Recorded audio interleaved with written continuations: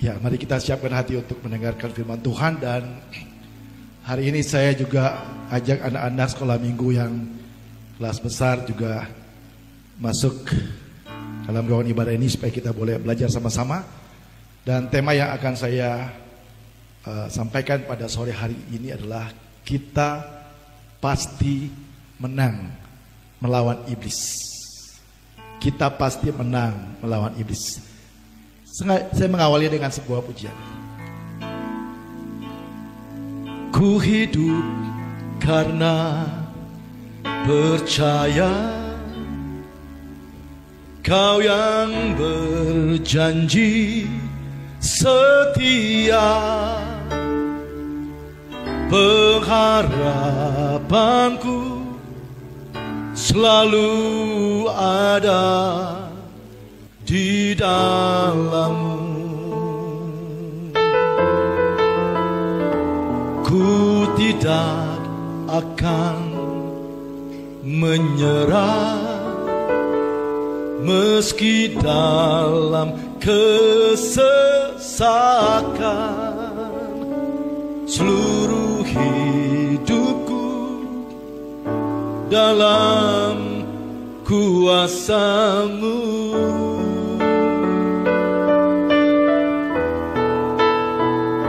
Aku punya Tuhan yang besar, yang telah berjanji dan sanggup menggenapi. Imanku bersepakat percaya kuasa-Nya. Ku terima sekarang kemenangan darimu.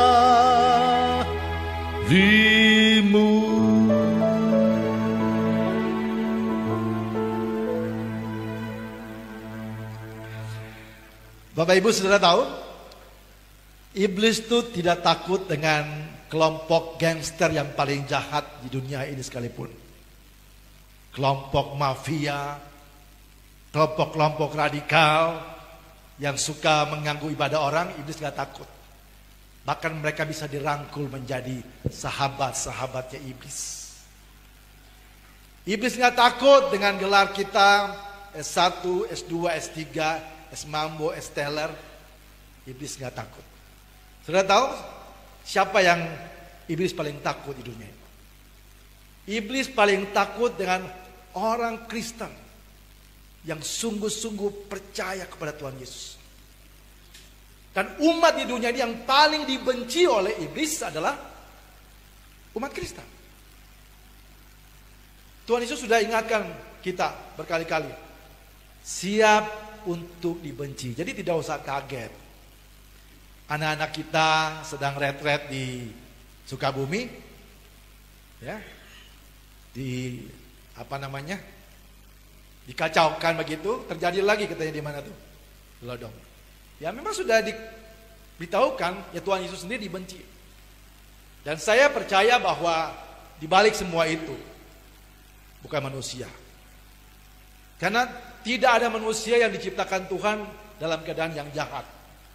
Kejadian 1, kalau kita baca dari Kejadian 1 ayat 1 sampai 31. Di akhir semua ciptaan, ketika terakhir Tuhan menciptakan manusia, Tuhan katakan sungguh amat baik. Jadi tidak ada manusia satupun di dunia ini yang diciptakan Tuhan untuk jahat. Tetapi yang membedakan orang jahat atau tidak jahat dari diri kita sendiri. Kita mau memberi diri dipimpin oleh Tuhan, atau kita mau memberi diri dipimpin oleh hantu. Itu saja.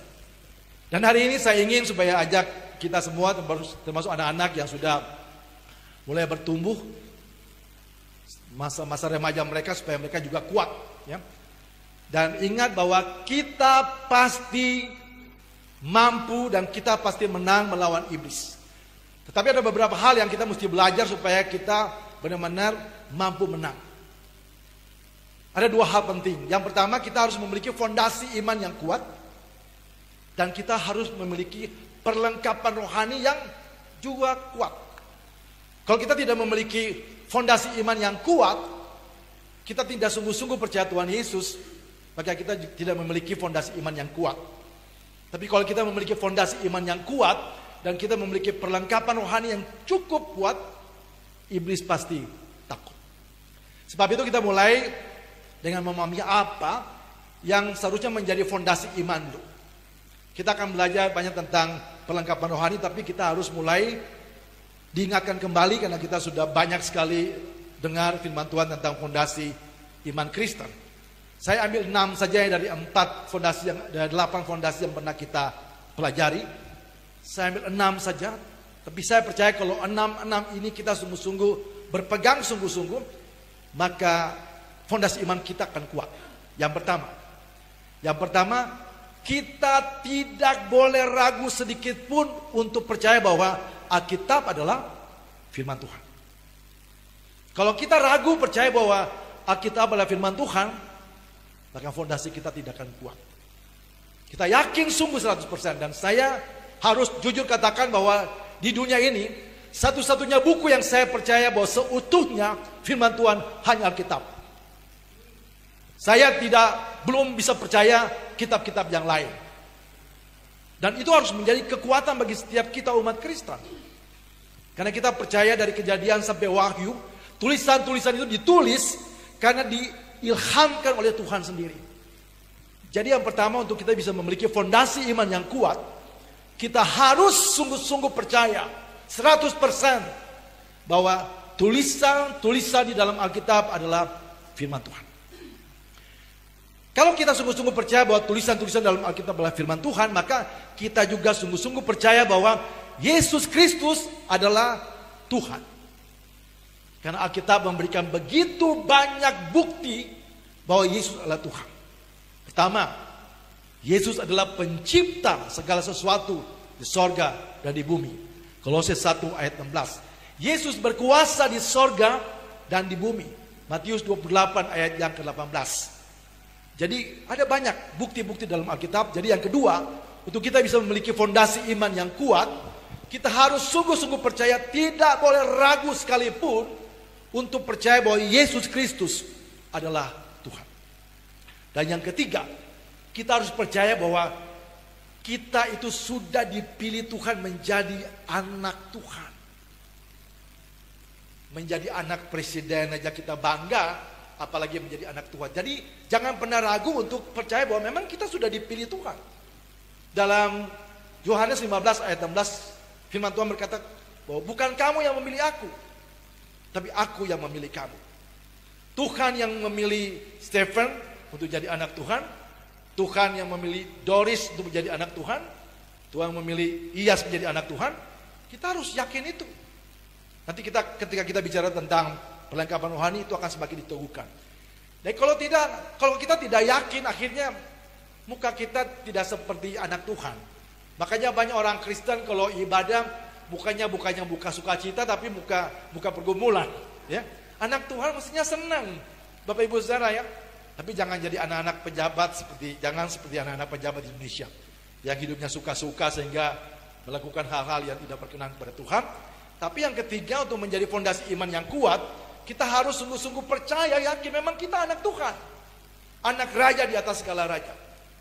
Dan yang keempat juga, yang harus menjadi fondasi iman kita yang kuat, kita harus percaya bahwa dosa kita itu sudah ditebus dengan darah Tuhan. Kita sudah bebas dari penghukuman dosa, kita sudah bebas dari kutuk, kita sudah bebas dari cengkraman kuasa iblis. Nah, ini yang iblis sangat takut. Tidak ada jalan lain yang dapat membebaskan kita dari kuasa iblis. Bapak Ibu Saudara tahu, sebenarnya Tuhan sejak semula itu mempercayakan manusia sebagai penguasa atas dunia ini, ya kan? Tetapi karena nenek moyang kita lebih memilih taat kepada iblis daripada kepada Tuhan, maka dunia ini dikuasai oleh iblis. Dikuasai oleh iblis. Dan satu-satunya jalan untuk bisa membebaskan kita dari kuasa iblis, kalau Tuhan datang ke dunia ini. Makanya ketika Yesus masih jadi bayi saja, iblis sudah mencoba untuk membunuh kan, melalui Herodes. Jadi kalau orang-orang jahat di dunia itu jadi iblis ketawa, iblis senang. Iblis senang bergaul dengan orang-orang yang jahat, kelompok-kelompok radikal itu iblis senang. Karena memang iblis itu tidak ada kasih. Dia sedang untuk membunuh orang, dia sedang untuk mengganggu orang, dan itu akan menjadi sahabat-sahabatnya iblis. Tetapi kita harus percaya bahwa kita sudah bebas dari penghukuman dosa. Dan perjalanan kita itu sudah pasti. Kalau kita masih nggak yakin bahwa perjalanan kita sudah tidak pasti ke surga, kita akan pindah agama. Ini harus menjadi fondasi yang kuat. Lalu yang kelima, saya ingin 6 saja supaya kita paling tidak dikuatkan. 6 saja. Yang kelima, kita harus bisa menjelaskan tentang Allah Tritunggal. Seringkali diserang sama kelompok-kelompok yang lain kalau kita tidak bisa menjelaskan. Simpel. Jelaskan sederhana. Seperti matahari. Matahari itu ada di cakrawala, sinarnya kita lihat dan panasnya kita rasakan. Demikian juga Tuhan. Tuhan itu tahtanya di sorga. Dari sorga dia mencurahkan rohnya, itulah Roh Kudus. Dari sorga firman-Nya jadi manusia, itulah Yesus Kristus. Simpel. Itulah Allah Tritunggal. Dan yang keenam, yang kita harus pegang bahwa di dalam diri kita itu ada Roh Tuhan. Ada Roh Kudus yang lebih besar dari kuasa apapun di dunia ini. Ini yang saya bilang, kalau kita sungguh-sungguh berpegang kepada fondasi iman yang kuat ini, iblis akan takut.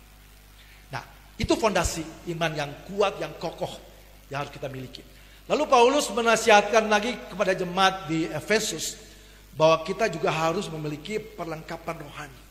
Nah, kalau kita memiliki perlengkapan rohani yang cukup, yang kuat, kita pasti menang melawan iblis. Sebab itu mari kita lihat perlengkapan rohani apa saja yang harus kita miliki. Ibu Lena Bu Gembala akan baca dari Efesus 6 ayat yang ke-10 sampai ayat yang ke-17.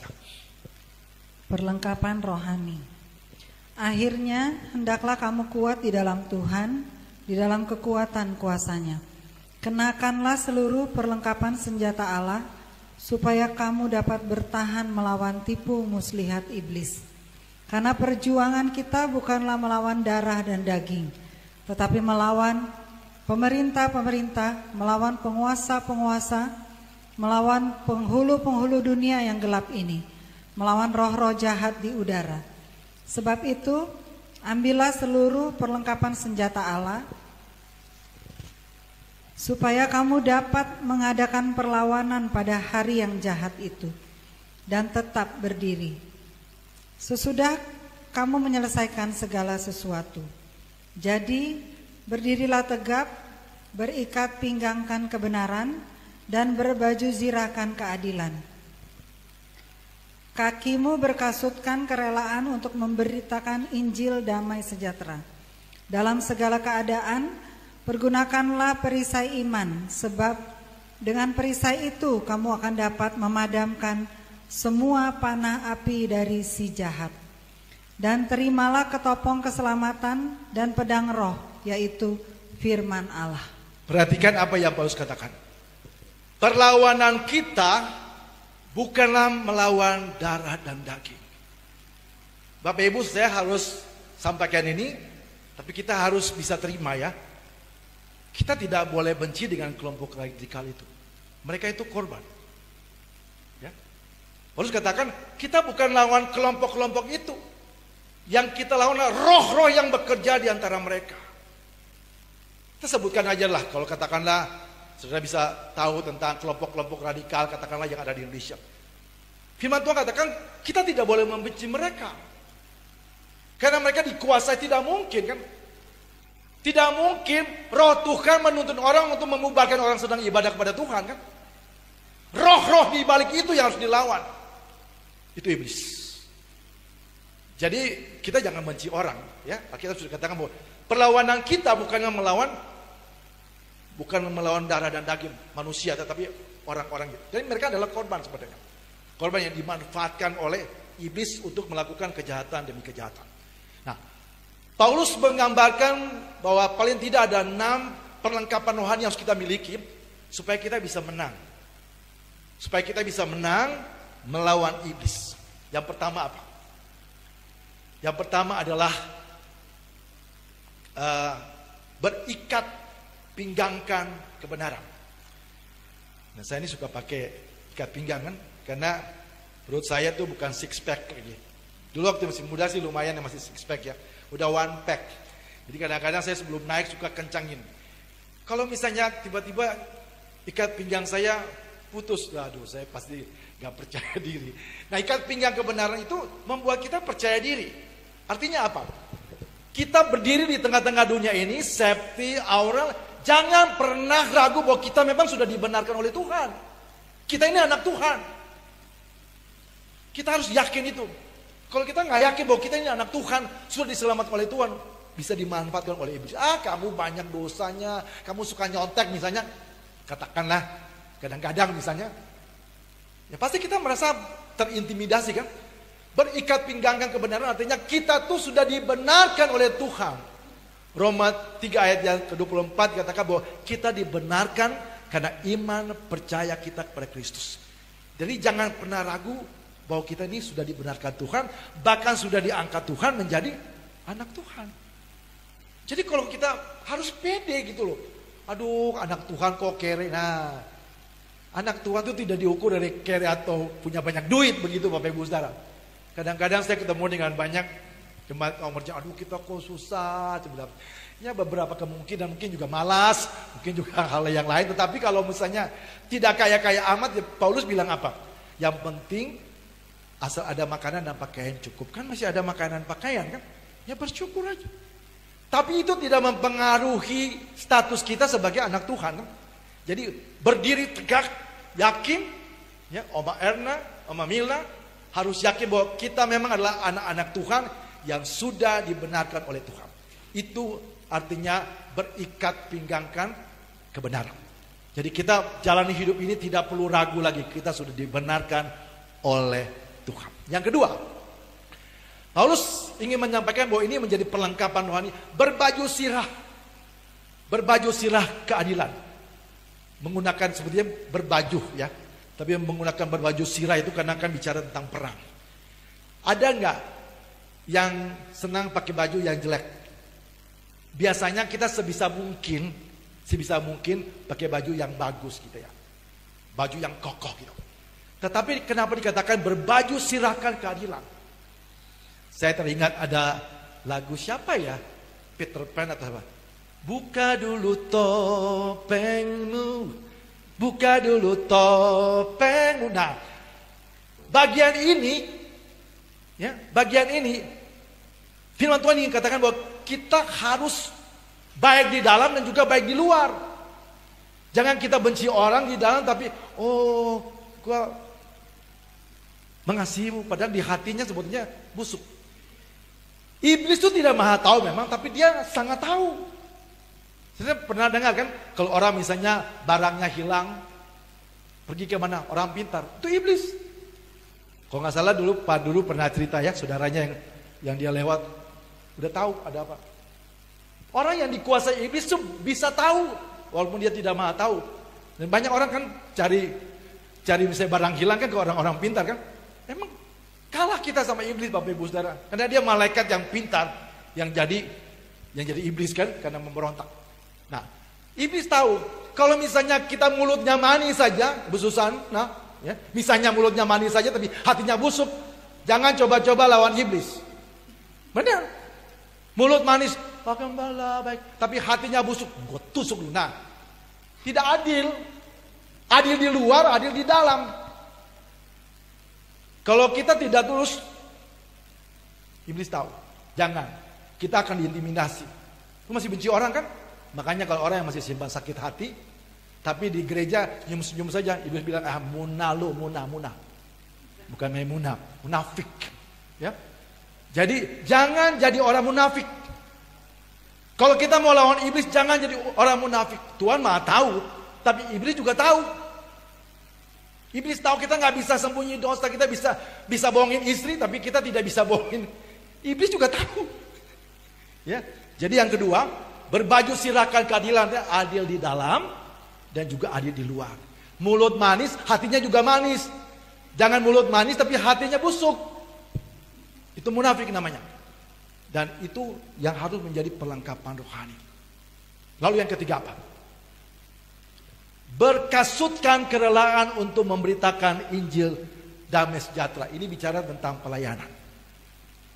Saya cukup sedih pernah ada, ini saya ceritakan supaya jadi pengalaman buat kita para pelayan Tuhan, bahwa saya pernah diminta oleh satu gereja untuk undang seorang hamba Tuhan. Saya mohon maaf tidak sebutkan.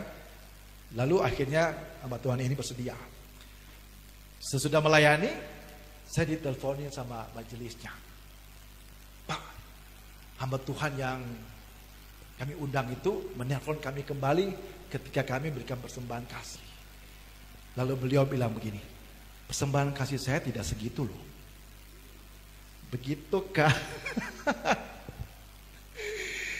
Itu nggak tulus, ya kan? Kesempatan melayani itu berkat Tuhan yang terbesar. Persembahan kasih itu bonusnya gitu. Jadi kalau saya percaya teman-teman semua ini, saya betul mereka melayani dengan ketulusan hati. Kadang-kadang dikasih berapa terima, ya berapa saja diterima. Artinya kita mesti tulus. Datang ke gereja juga harus punya tujuan yang mulia. Jangan, saya mohon maaf untuk sampaikan bahwa kalau kita datang ke sebuah gereja dengan tujuan hanya untuk meminta bantuan dari gereja, kita tidak tulus. Dan iblis tahu kita tidak sungguh-sungguh beribadah kepada Tuhan. Kita datang dengan motivasi yang tidak benar. Demikian juga dalam pelayanan. Kerelaan berkasutkan kerelaan memberitakan Injil. Artinya ketika kita datang beribadah dengan hati yang tulus pada Tuhan. Melayani dengan hati yang tulus, jangan dengan pamrih karena ingin sesuatu. Iblis tahu. Makanya kita lihat kan cukup banyak hamba-hamba Tuhan juga jatuh karena duit juga. Dengan segala macam cara, dan ini perlengkapan rohani yang Paulus katakan bahwa kita harus miliki itu. Ya. Jadi kalau misalnya Tuhan suruh kita katakan pergi ke melayani di GBI, Gang Becek, aduh kita udah mikir. Nah itu udah gak rela tuh. Itu berarti kan tidak berkasutkan kerelaan, aduh kesana lagi apa gitu ya. Bapak Ibu Saudara, jadi kita harus tulus. Tulus datang beribadah, tulus melayani.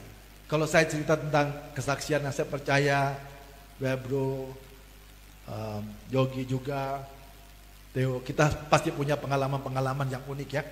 Yang tiba-tiba dapat berkat yang kita nggak kepikir, betul kan? Pasti. Saya tahu itu. Nah, jangan ngatur Tuhan soal berkat. Udah, layani aja. Mau jemaatnya satu. Saya pernah dulu waktu zaman pimpin pujian, karena banjir di mana-mana, jemaat cuma satu. Tapi pemain musik full gitu, kita kakak satu orang yang hadir. Yang lain pengurus, tapi ya jemaat yang benar-benar itu cuma satu orang gitu. Wah, kita semangat dan akhirnya tetap melayani kan. Waktu itu banjir kapan tuh sampai orang nggak bisa kemana-mana gitu kan. Jadi Bapak Ibu Saudara, beribadah kepada Tuhan, melayani kita harus tulus hati. Ternyata Tuhan tempatkan ini sebagai perlengkapan rohani untuk kita boleh melangkah di dalam melawan iblis. Kita harus persiapkan ini. Selain kita punya fondasi yang kuat tadi, kita juga harus memiliki perlengkapan rohani yang kuat dan kokoh. Yang berikutnya, gunakan perisai iman untuk mematahkan panas si jahat. Perisai, penangkal. Apa itu? Nah ini penting sekali. Ini yang banyak umat Kristen punya kelemahan. Kita harus memperlengkapi diri kita dengan apa? Firman Tuhan. Jadi kalau diserang kita bisa menangkis. Oh kamu kan berdosa kan, terkutuk kan. Nah kalau kita tahu firman, kita baca, oh tidak, kutuk sudah ditanggung oleh Kristus. Galatia 3:13-14, kita bisa menangkal. Punya senjata. Oh kamu berdosa, kamu pasti dihukum. Tidak. Kristus sudah mati untuk menanggung hukuman dosaku. 1 Petrus 2 ayat 24. Karena kita punya firman.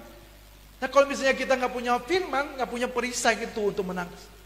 Lihat ketika Tuhan Yesus dicobai oleh iblis ketika 40 hari puasa. Kalau kau anak Allah, perintahkan batu itu menjadi roti. Bisa nggak? Bisa. Tapi apa yang manusia hidup bukan dari roti saja, tapi dari firman yang keluar dari mulut Tuhan. Kita bisa menangkalnya karena kita punya firman. Jadi kalau kita tidak pernah baca firman Tuhan, bagaimana kita punya perisai yang kuat? Kamu lagi kere kan? Tuh ada pinjol. Mau nggak pinjol? Iya kan? Aduh, benar juga kan? Tapi kalau kita punya firman, kita ungkapkan Filipi 4 ayat 19.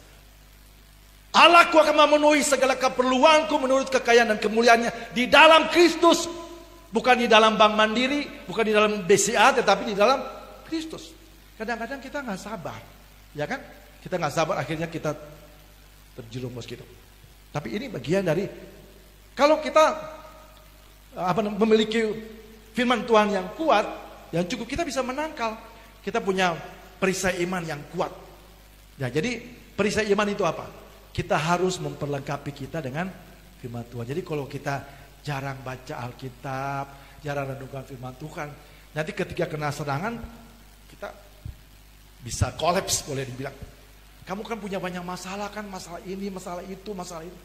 Tapi kalau kita punya firman, kita sebutkan Filipi 4 ayat 13, segala perkara dapat kutanggung di dalam Dia yang memberikan kekuatan.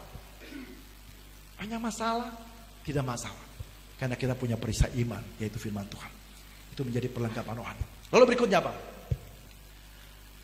Ketopong keselamatan. Ketopong itu apa? Helm. Nah, di kepala kita ini, di otak kita ini, jangan ragu lagi untuk percaya bahwa kita memang sudah selamat. Jemaat di Galatia itu, Rasul Paulus sempat menasihati mereka karena mereka ada pengajar-pengajar di jemaat Galatia bilang, oh, keselamatan itu bukan hanya percaya Yesus, harus disunat dulu, harus ikutin aturan Taurat tuh. No. Keselamatan itu murni iman percaya kepada Kristus. Di kepala kita ini harus dipenuhi dengan pikiran seperti itu. Tidak ada keselamatan di luar Kristus. Kalau kita masih punya keyakinan bahwa oh, mungkin ada keselamatan di luar Kristus, dan akhirnya, dan itu bisa terjadi di kalangan Kristen. Bapak Ibu Saudara tahu, di Kristen kita kenal dengan ada teologi liberal. Mereka nggak percaya mujizat. Itu berarti mereka tidak percaya bahwa apa yang tertulis dalam Alkitab adalah firman Tuhan kan? Doktor teologi loh. Banyak doktor teologi liberal. Dan mereka bisa menjelaskan dengan cara yang bisa masuk akal loh. Yang seringkali mereka jelaskan tentang 5 roti dan 2 ikan. Mereka bilang, masa nggak ada orang yang bawa bekal? Lalu mereka menjelaskan gini. Nah kalau kita nggak tahu firman, nggak tahu baca teksnya, konteksnya, ketika kita membaca itu, mereka bilang, coba, orang Yahudi itu memang pelit. Jadi ketika mereka lihat jadi mereka jalan, nah anak kecil aja bawa bekal, masa 5.000 orang nggak bawa bekal? Jadi mereka menjelaskannya begitu, dengan akal. Sebenarnya itu bukan mujizat, kata mereka. Dokter teologi. Sebenarnya itu bukan mujizat. Emang mereka pelit aja tuh. Tapi karena ada anak kecil yang keluarin 5 roti dan 2 ikan, maka semua keluarin rame-rame, makan, dan akhirnya lebih 12 bakul. Kita yang nggak tahu firman bilang, oh begitu ya. Padahal kalau kita lihat konteks, itu bukan lagi retret. Itu bukan, kalau lagi retret kan bisa semua bawa bekal. Itu on the spot. Mereka ikut sepanjang hari itu. Ini Kristen loh bisa jelasin gitu dengan teologi liberal. Jadi kalau di kepala kita itu tidak tahu firman bahwa di dalam Kristus kita sudah diselamatkan, kita akan terkecoh. Dan akhirnya ketika kita bilang, oh ternyata itu bukan firman Tuhan, kita tinggalkan dan kita tidak percaya bahwa Alkitab adalah firman Tuhan. Itu bahaya sekali. Ketopong keselamatan. Artinya anak-anak ya, jangan pernah ragu lagi percaya bahwa keselamatan hanya di dalam Kristus. Saya memang seringkali dibilang Pendeta Yosef ini menganut faham pluralisme humanisme kayak Gus Dur. No, saya tidak demikian. Karena cuman memang saya memang tidak pernah mau katakan bahwa orang yang tidak percaya Kristus pasti masuk neraka. Saya memang tidak pernah ungkapkan itu. Saya selalu ungkapkan saya tidak tahu. Karena begini, saya punya alasan kenapa saya bilang begitu. Mungkin kita pernah memberitakan Injil kepada orang tersebut, saudara kita, dia nggak pernah percaya loh. Tapi gimana kalau pada saat dia koma kita nggak tahu dan dia bertemu dengan Tuhan? Misalnya Pak Daniel pernah injilin saudaranya, nggak percaya sampai meninggal, kita lihat nggak percaya kan?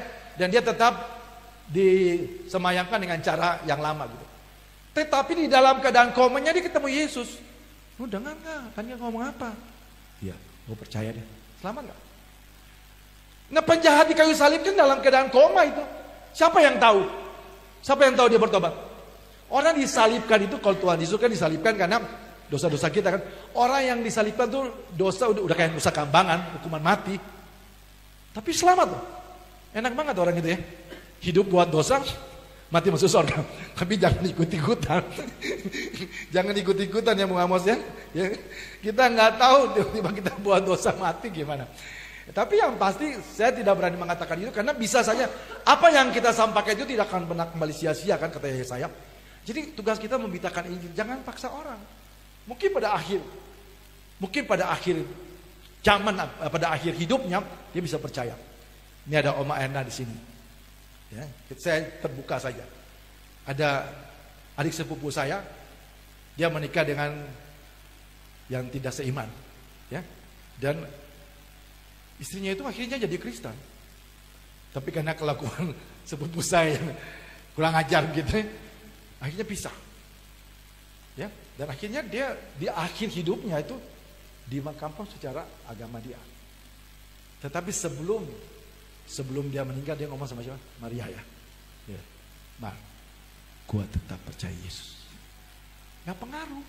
Mau dimakamkan cara apa? Yang menyelamatkan dia itu imannya, bukan cara-cara dimakamkannya.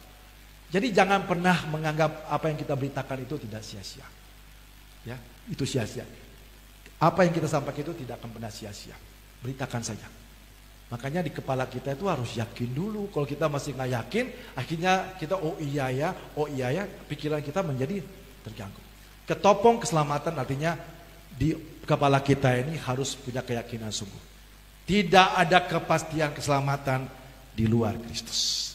Lalu yang terakhir, perlengkapan rohani yang firman Tuhan ingin sampaikan kepada kita, Pak. Gunakanlah pedang roh. Ini yang saya bilang bahwa iblis takut dengan orang Kristen. Karena kita punya pedang roh. 1 Yohanes 4 ayat 4 berkata bahwa roh yang ada di dalam diri kita itu lebih besar dari roh apapun. Tidak ada kejahatan, tidak ada kelompok manapun di dunia ini yang punya kuasa lebih daripada iblis. Tetapi Roh Kudus yang Tuhan berikan dalam diri kita orang Kristen itu lebih besar kuasanya daripada kuasa iblis. Ini yang saya katakan bahwa kita pasti menang melawan iblis karena kita punya pedang roh yang lebih besar. Karena apa? Roh Kudus yang ada dalam diri kita itulah yang memampukan kita untuk mengusir setan. Markus 16 ayat 17, tanda-tanda ini menyertai orang percaya. Mereka akan mengusir setan di dalam nama Yesus. Saya